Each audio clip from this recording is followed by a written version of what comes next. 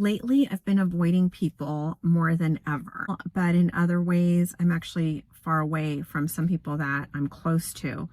At any rate, I am more alone in my life than I have been in a long time, but I'm so much happier for it in so many ways. I really value my alone time and protect my energy, have learned to protect my energy over the years, and just to try to avoid overall chaos. Now, am I great at it and has it been perfect all the time? Absolutely not. But this is what I'm constantly striving for, is trying to eliminate certain energies and people from my life and just protect myself and be able to have that sacred alone time with myself. If you're over 50 and feel the same way, you're not alone. Let's talk about it. I talk about reinventing yourself over 50, learning to live more authentically, and embracing change.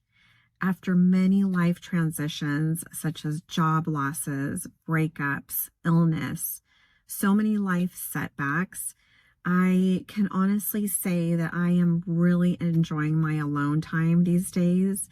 I found it to be more of a blessing than anything else, even though sometimes, I wish it was different. In general, I find it to be just what I need. The older I get, the more I realize that energy and protecting your energy is so important. So many people walk around with unresolved trauma, and being around these people can really affect our mental and emotional well-being. I've learned to be more discerning with people, although I don't always get it right. I try to be as much as possible. And for example, once in my past, I lived with an unstable roommate who would put her possessions in my room. I unfortunately didn't have a locked door at the time. I didn't have a key to lock my door. And she would go and place those possessions to then accuse me of stealing things. It became quite the drama. It was very unsettling. It was stressful. It certainly was something that I didn't need in my life at the time or at any time. And so that's how sometimes these toxic people can just appear in your life out of nowhere. And I think it's important for us to put on our discernment cap as much as we can and try to avoid these types of people, because it can really wreak havoc on your emotional and mental well-being, as it did for me. Keep in mind that protecting your energy is a very important part of self-care and self-respect. The second reason I avoid people these days is because I value my alone time more than ever.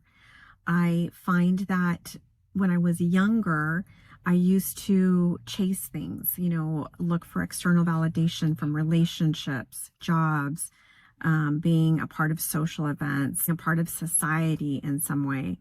And I've come to realize that none of that matters.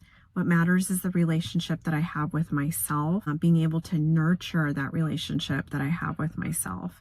And I believe that God works through us. So the more we develop a relationship with ourselves, the more we're connecting with the light source, with God. I also believe that society puts a lot of pressure on us to be out there and seek validation. And I find that spending time alone gives me more peace and confidence, and a lot of times clarity. And when there's clarity, that promotes general healing wherever there needs to be healing. And reason number 3 that I like to avoid people is to avoid crowds and chaos. At this stage in my life, I definitely don't want to be around busyness and crowded places. I find that it increases my anxiety levels when I am out and about and there's too many people.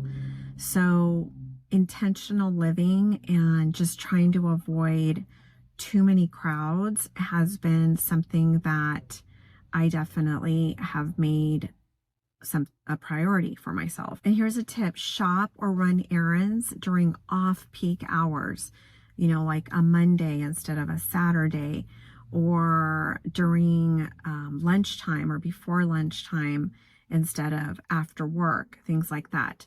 That way you can avoid crowds and lessen your anxiety levels. So I do want to acknowledge that it's really all about balance. I'm not antisocial and I still appreciate meaningful connections. I love spending time with a very select group of people and with my family. I also miss the friends that I left behind in Puerto Vallarta when I made that international move, but we stay in touch over the phone and that really helps us stay connected. Now that you're over 40 or 50, do you find that your priorities have shifted? I would love to know if they have. Please share in the comment. Remember, it's never too late to redefine your life and to protect your peace. I look forward to seeing you in the next video.